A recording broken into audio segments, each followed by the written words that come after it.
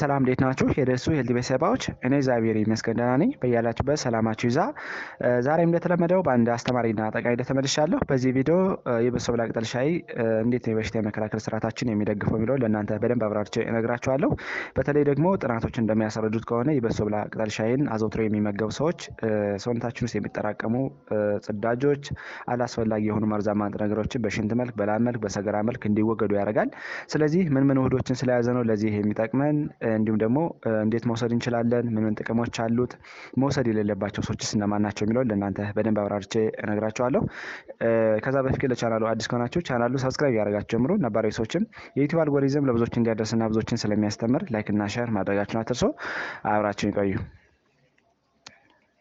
ወደ ዋናው ሀሳቤ ስመለስ የበሶ ብላ ቅጠል ሻይ ለጤናችን ከሚመከሩና አዘውትረን እንጠቀማቸው ከሚበረታቱ በጣም አስፈላጊ ከሆኑ የቅመም አይነቶች አንዱ ሲሆን በተለይ ደግሞ የበሽታ መከላከል ስርዓታችን በመደገፍ በተለይ ሰውነታችን ውስጥ የሚጠራቀሙ ጽዳጆችን፣ አላስፈላጊ የሆኑ መርዛማ ንጥረ ነገሮችን በሽንት መልክ፣ በላብ መልክ እና በሰገራ መልክ የሚያስወግድ በጣም አስገራሚ የሆነ የቅመም አይነት ነው። በተለይ በውስጡ በያዛቸው እንደ ኢጂኖል፣ ሮዝመሪኒክ አሲድ፣ ዩሮዶክሲክ አሲድ እያለ የምንጠራቸውን ጠንካራ የሆኑ ጸረ ሙቀታማዊ ኬሚካሎች እና ጸረ ብግነት ባህሪ ያላቸውን ውህዶችን በደንብ ፓክድ አድርጎ ስለያዘ በተለይ ደግሞ ሰውነታችን ውስጥ ያልተረጋጉ ኤሌክትሮኖች ወይም ደግሞ ያልተረጋጉ ንጥረ ነገሮችን ሴሎቻችን እንዳይጎዱ በቀላሉ በማስወገድ እና ኢንፍላሜሽን ወይም ደግሞ ብግነት እያለ የምንጠራውን በመቀነስ በቀላሉ ከበሽታ እንድንከላከል እንዲሁም ደግሞ ሰውነታችን የበሽታ የመከላከል ስርዓቱ እንዲዳብር የሚያደርግ በጣም አስፈላጊ የሆነ የቅመም አይነት ነው ማለት ነው። ብዙ ጊዜ ቆየት ያለ ብግነት ወይም ደግሞ ክሮኒክ ኢንፍላሜሽን እያለ የምንጠራው እንዲሁም ደግሞ ሰውነታችን ውስጥ የተለያዩ የኦክሳይድ ውጥረት፣ ብግነት የቆየ ሲሆን ተላላፊ ላልሆኑ በሽታዎች በቀላሉ እንድንጠቃ ያደርጋል። ስለዚህ ይህንን ሂደት ብሬክ በማድረግ ሰዎች የበሽታ የመከላከል ስርዓታቸው እንዲዳብር የሚያደርግ በጣም አስፈላጊ የሆነ የቅመም አይነት ነው ማለት ነው። ስለዚህ ምን ጥቅሞች አሉት የሚለውን በአራት ከፍዬ ልንገራችሁ። የመጀመሪያውና አንደኛው ጸረ ብግነት ባህሪ አለው። ብግነት ሰውነታችን ውስጥ ሲፈጠር ወይም ደግሞ ሰውነታችን ውስጥ ከቆየ እንደሚታወቀው ቆየት ያለ ብግነት ተላላፊ ላልሆኑ በሽታዎች መንስኤ ነው። በተለይ እንደ የስኳር በሽታ፣ የደም ግፊት፣ ስትሮክ እና ሌሎችንም በሽታዎች እንዲፈጠሩ ሊያደርግ ይችላል። ስለዚህ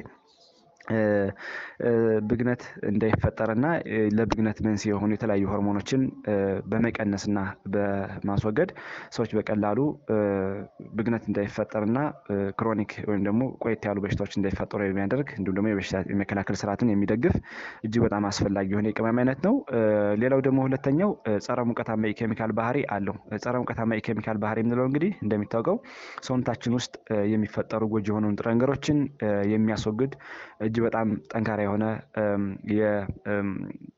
የኬሚካል አይነት ነው። ጸረ ሙቀታማ ማለት ደግሞ እንደነገርኳችሁ በተለይ ሴሎቻችን ከጉዳት ሊያደርሱ የሚችሉ የተለያዩ ነገሮችን እንደ ወታደር ሆኖ በመጠበቅና በመከላከል የሚያስፈልግ በጣም አስፈላጊ የሆነ የቅመም ወይም ደግሞ የውህድ አይነት ነው። ስለዚህ ይህንን ጥቅም የምናገኘው ደግሞ አንዱ ከበሶ ብላ ነው። ጸረ ሙቀታማ ንጥረ ነገሮች የነዚህ ማነስ እንደሚታወቀው ሰዎች በቀላሉ ለበሽታ ይጋለጣሉ። የበሽታ የመከላከል ስርዓታቸው እንዲወድቅ ያደርጋል። ጎጂ ንጥረ ነገሮች ሰውነታችን ውስጥ እንዲጠራቀሙ ያደርጋል።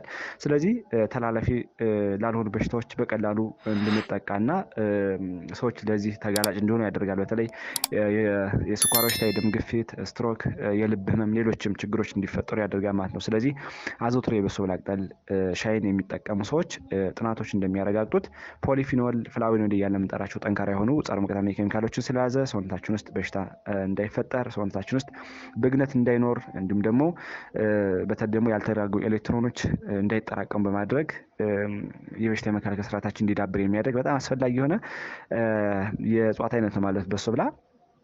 ሶስተኛው ጸረ ባክቴሪያ እና ጸረ ቫይረስ ይዘት አለው። እንደሚታወቀው ጥናቶች እንደሚያስረዱት የበሶ ብላ ቅጠል ሻይን አዘውትረው የሚመገቡና የሚጠቀሙ ሰዎች በተለይ ጠንካራ የሆኑ ባዮአክቲቭ ውህዶችን በደንብ ፓክድ አድርጎ ስለያዘ ለምሳሌ እንደ ኢጂኖል፣ ሮዝመሪኒክ አሲድ እና ሌሎችም ዩሮስሎል እያልን የምንጠራቸውን ጠንካራ የሆኑ ውህዶችን ስለያዘ እነዚህ ደግሞ የበሽታ የመከላከል ስርዓታችን በመደገፍና አላስፈላጊ የሆኑ ጀርሞች በተለይ እነዚህ ባክቴሪያ፣ ቫይረስ እያልን የምንጠራቸው በቀላሉ ሰውነታችን ውስጥ እንዳይገቡ በመከላከል ትልቅ አስተዋጽኦ ያለው የእጽዋት አይነት ወይም ደግሞ የቅመም አይነት ማለት ነው። በተለይ የመተንፈሻ አካላት በሽታዎችን፣ የሽንት ቱቦ ኢንፌክሽን እንዲሁም ደግሞ አንጀት ላይ ሊፈጠሩ የሚችሉ የተለያዩ ብግነቶችን፣ እብጠቶችን እንዲሁም ደግሞ የኦክሳይድ ውጥረቶችን በመከላከል ሰዎች ጠንካራ የሆነ የበሽታ የመከላከል ስርዓት እንዲኖራቸው የሚያደርግ የቅመም አይነት ነው ማለት ነው። አራተኛውና የመጨረሻው ጭንቀትን በቀላሉ በመቀነስና በተለይ ደግሞ ሰዎች ለድባቴ እንዳይጠቁ የሚያደርግ እጅግ በጣም አስፈላጊ የሆነ የቅመም አይነት ነው ማለት ነው። ጭንቀት ቆየት ያለ ሲሆን ለብዙ በሽታዎች መንስኤ ነው እንደሚታወቀው። በተለይ በሶላ በውስጡ አዳፕቶጅን የሚባል በጣም ጠንካራ የሆነ ጸረ ሙቀታማ የኬሚካል ባህሪ ስላለው ለጭንቀት መንስኤ የሆኑ ሆርሞኖችን በመቀነስ ለምሳሌ እንደ ኮርቲሶል፣ ካታኮላሚን እያልን የምንጠራቸውን የጭንቀት ሆርሞኖችን ደም ላይ እንዳይለቀቁ ሰውነታችን ውስጥ በቀላሉ እንዳይበዙ በማድረግና እንዲቀንሱ በማድረግ ለጭንቀት እንዳይጠቁ ያደርጋል ተብሎ ይታሰባል። ጥናቶች እንዳረጋገጡት ከሆነ በተለይ በሶ ብላ ቅጠል ሻይን አዘውትረው የሚመገቡ ሰዎች ከማይመገቡ ሰው ጋር ሲነጻጸሩ በጭንቀት የመጠቃት መጠናቸው በብዙ ፐርሰንት እንደሚቀንስ ጥናቱ አረጋግጧል ማለት ነው። ስለዚህ ሰዎች የደስታ ሆርሞን እንዲመነጭ ለምሳሌ እንደ ዶፓሚን፣ ሴሮቶኒን እያልን የምንጠራቸው የደስታ ሆርሞኖች እንዲመነጩና የጭንቀት ሆርሞን ለምንጠራቸው ደግሞ ለምሳሌ እንደ ኮርቲሶል፣ ካታኮላሚንና ሌሎችም ሆርሞኖች እንዲቀንሱ በማድረግ ሰውነታችን ውስጥ ያለው የጭንቀት መጠን ወይም ደግሞ አጠቃላይ ለስትረስ እንዳንጠቃ ትልቅ አስተዋጽኦ አለው ተብሎ ይታሰባል። ጭንቀት እንደሚታወቀው ተላላፊ ላልሆኑ በሽታዎች መንስኤ ነው። በተለይ ቅድም እንደነገርኳችሁ ጭንቀት ሲበዛ ወይም ደግሞ እነዚህ ኮርቲሶል እና ካታኮላሚን እያልን የምንጠራቸው ሆርሞኖች ደም ላይ ሲለቀቁ ሰዎች ያልተረጋጋ ሆርሞን እንዲኖራቸው የሆርሞኖች መመንጨት እንዲበዛ እና በተለይ ለስኳር በሽታ፣ ለደም ግፊት፣ ለልብ ህመም፣ ለነርቭ በሽታ እንዲጠቁ የሚያደርግ በጣም አስጸያፊ የሆነ የፊዚዮሎጂካል አክቲቪቲን የሚያዛባ መጥፎ ነገር ነው ማለት ነው ስትረስ ወይም ደግሞ ጭንቀት ማለት ነው። ስለዚህ ጭንቀትን በመቀነስ ጤነኛ እንድንሆንና የተረጋጋ ህይወት እንዲኖር የሚያደርግ በጣም አስፈላጊ የሆነ የቅመም አይነት ማለት። ስለዚህ አዘውትረን ብንጠቀመው በሶ ብላ ቅጠል ሻይ ብዙ ጥቅሞች አሉት ማለት ነው። እንደነገርኳችሁ ጸረ ብግነት ባህሪ አለው፣ ጸረ ሙቀታማ የኬሚካል ባህሪ አለው። እንዲሁም ደግሞ ባክቴሪያዎችን፣ ቫይረሶችን በመከላከል ጭንቀትን በመቀነስ በቀላሉ ጤነኛ የሰውነት ክፍል እንዲኖረን ጤነኛ የሆነ የሰውነት ኦርጋን እንዲኖር የሚያደርግ በጣም አስፈላጊ የሆነ የቅመም አይነት ነው ማለት ነው። እንዴት መጠቀም እንችላለን የሚለውን ልንገራችሁ። በተለይ በሶ ብላ ቅጠል ሻይን በቀላሉ የምናገኘውና በተለይ ደግሞ ክረምት ላይ በብዙዎች ቤት የማይጠፋ እጅግ በጣም አስፈላጊ የሆነ የቅመም አይነት ነው። ስለዚህ ብዙ ጊዜ ይበቃል ብለን የምናስበውን ከቆረጥን በኋላ ውሃው ፈልቶ ሊያበቃ አካባቢ ትንሽ ጨምረን መጠቀም እንችላለን ማለት ነው። ስለዚህ ብዙ ጊዜ በዴሊ አሉያንስ ወይም ደግሞ በአጠቃላይ በየቀኑ ምን ያህል መውሰድ እንችላለን የሚለውን በብዙ ጥናቶች ያልተረጋገጠ ቢሆንም ግን መጠኑን ቀንሰን ከ2 እስከ 3 ወይም ደግሞ እስከ 4 ቅጠል ጨምረን በሻይ መልክ መጠቀም እንችላለን ማለት ነው።